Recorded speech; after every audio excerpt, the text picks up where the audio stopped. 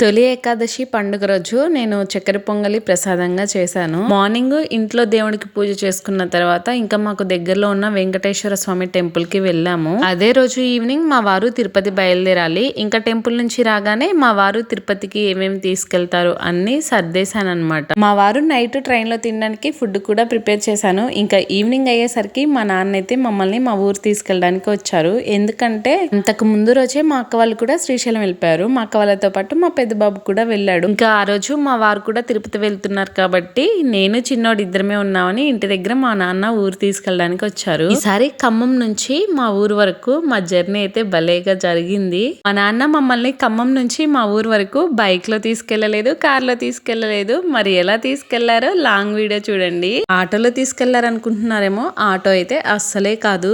ఏకాదశి పండుగ రోజు ఉదయం నుంచి సాయంత్రం వరకు జరిగింది మొత్తం లాంగ్ వీడియో పెట్టాను.